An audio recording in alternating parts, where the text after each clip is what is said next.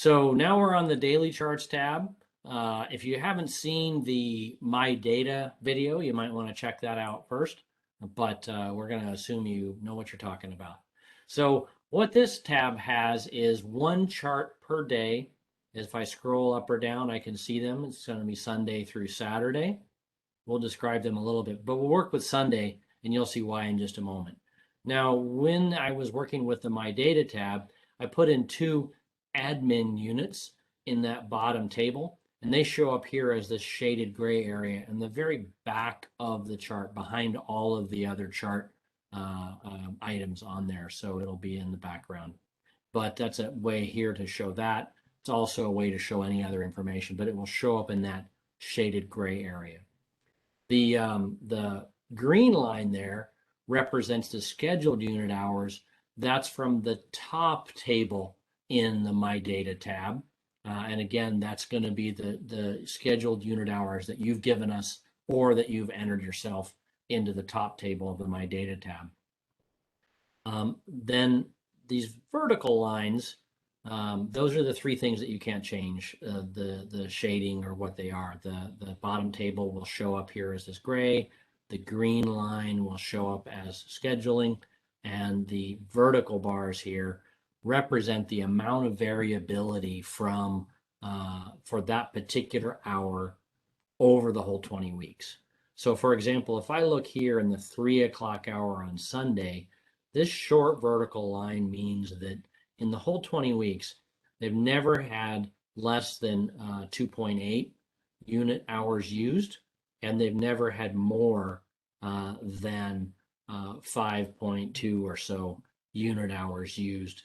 So it's not particularly variable. It's pretty reliable in those 20 weeks. And this short line lets you know you can kind of count on that based on history. Whereas the very next hour is not nearly as reliable. They've had as low as 0.45. They've had as low as 0.45 and as high again as about 5.25. So that hour is more variable, but that just gives you a sense of how much variability is in each hour.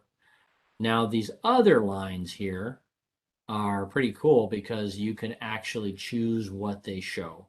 So this kind of gold, yellow, baby poop color, this dark blue or red, or this kind of brown, maybe almost maroon. And you can adjust those up here on the right. So see this section in the O1 through about P4 or 5, you can grab these and you can change what they are. So you can see this will be value number 1 through 4. You can click on each cell and you can see a little drop down arrow shows up next to it. So for example, if I didn't want to show a late call line at all, then I can hide it. So if I'm using these charts for teaching about system status management, if I'm using it to talk with elected officials or somebody that I don't want to get distracted by talking about late calls, you can literally just go up and select the blank line without any words, and that line will go away.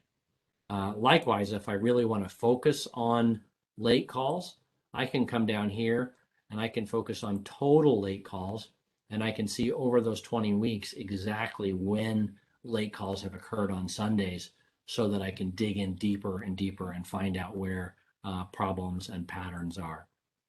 I'm going to go back up and make that into, I'm going to pick that blank line again and just make that chart go away. Now, every change I make here is reflected on all of these day of the week charts.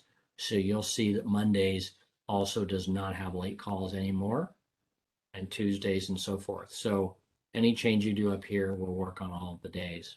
So, and here's where you might say, well, I'm not as interested in the mean. I went to a statistics class and I want to show median, so you can change that value. Probably the most common uses for people to start with for formulas are average peak. And so by default, it starts with average peak and simultaneous average peak.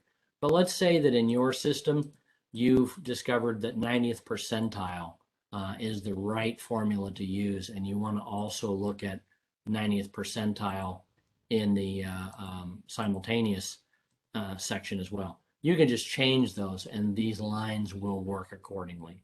Again, if I want to remove even more distractions, I can come in here and I can even get rid of the median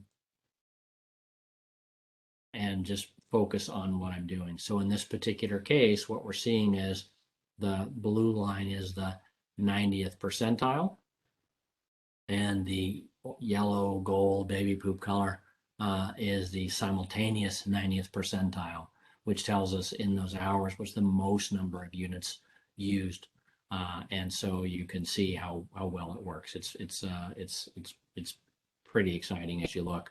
And in general, you want the scheduled unit hours to follow along with the actual unit hours with as little of a gap as you can and still have it work well in your system. You might need a big gap because of your service area, because of traffic, because of some other factors in your system. So there's no really right or wrong with this as you go through it, but this allows you to find when the demand is and when you need units. Great, so now we're on the 7-day chart. I would highly recommend you go watch the video for the daily charts because it's exactly the same scenario. The reason we have the 7-day charts though is really for one main purpose. Sometimes you'll run across people that really don't understand that there is a fairly predictable pattern of demand for EMS services in most communities. And seeing the daily charts themselves sometimes don't help. I have found that with those people, seeing a 7-day view can really help them know why sometimes you have more units on and other times you have less. Obviously, if we had a whole crap ton of money and we could put units on all the time, 24 hours a day, 7 days a week, that would be great. You might have, for example, here 22 or 23 unit hours, but most systems cannot afford that. And so I have the 7-day charts here. You have all the same ability to turn these lines on or off and make it as simple as you want to.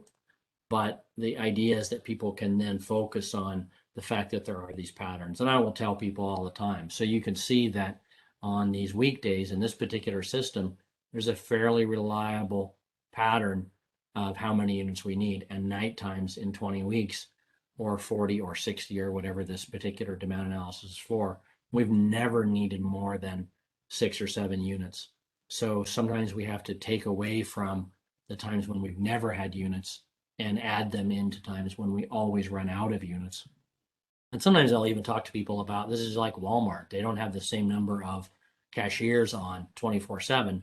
They take a look at demand and they staff accordingly. And that's what we unfortunately have to do as well, whatever kind of system we are, because we have to be able to do the best we can with the money that we have.